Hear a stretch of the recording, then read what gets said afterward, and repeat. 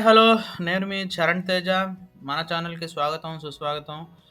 మన సమాజాన్ని ప్రభావితం చేస్తున్న ముఖ్యమైన విషయాలను పరిశీలించే ఈ వేదికలో, ఈరోజు భారతదేశంలో హిజాబ్ వివాదంపై సవివరంగా చర్చించుకుందాం. ఈ వివాదం ఎలా ప్రారంభమైందో, దాని పరిణామాలు ఏమిటో, మరియు ప్రస్తుత పరిస్థితి ఏమిటో తెలుసుకుందాం.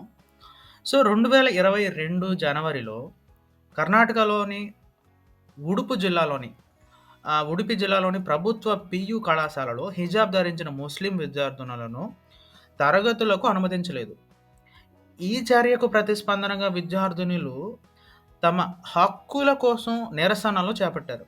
దీనికి ప్రతిస్పందనగా హిందూ విద్యార్థులు కాషాయ స్కార్ఫ్‌లు ధరించి ప్రతి నిరసనలు నిర్వహించారు. ఈ సంఘటనలు రాష్ట్ర వ్యాప్తంగా పలు విద్యా సంస్థలకు వ్యాపించాయి. మొత్తంగా 2022 ఫిబ్రవరిలో కర్ణాటక ప్రభుత్వం ఒక ఆదేశం జారీ చేసింది. అందులో విద్యా సంస్థల్లో నిర్దిష్ట యూనిఫామ్ విధానాలను పాటించాలని, హిజాబ్ వంటి మతపరమైన దుస్తులను అనుమతించరాదని పేర్కొంది. ఈ వివాదం న్యాయస్థానాలను చేరింది. 2022 మార్చిలో కర్ణాటక హైకోర్టు హిజాబ్ అనేది ఇస్లాంలో అనివార్య మతపరమైన ఆచారం కాదని తీర్పు ఇచ్చింది. దీనిపై సుప్రీంకోర్టులో అప్పీలు దాఖలయ్యాయి. అక్టోబర్ 2022లో సుప్రీంకోర్టు ఈ విషయంలో విభజిత తీర్పు ఇచ్చింది. ఒక న్యాయమూర్తి హైకోర్టు తీర్పును సమర్థించగా, మరొకరు వ్యతిరేకించారు.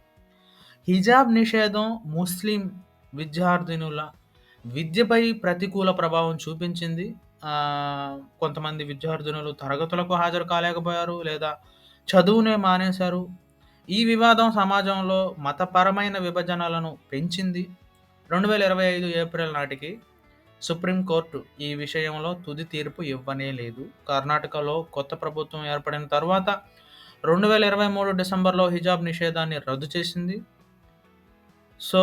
హిజాబ్ వివాదం వ్యక్తిగత స్వేచ్ఛలు మరియు సంస్థాగత నియమాల మధ్య సున్నితమైన సమతుల్యను ప్రతిబింబిస్తుంది. భారతదేశంలోని మతపరమైన వైవిధ్యాన్ని గౌరవిస్తూ సెక్యులరిజం ప్రాముఖ్యతను ఈ వివాదం హైలైట్ చేస్తుంది.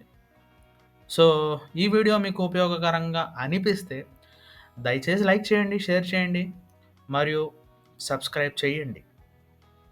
తాజా సమాచారం కోసం నోటిఫికేషన్ బెల్ ఆన్ చేసుకోండి. నెక్స్ట్ వీడియోలో కలుద్దాం. అప్పటి వరకు జాగ్రత్తగా ఉండండి. Thank you so much.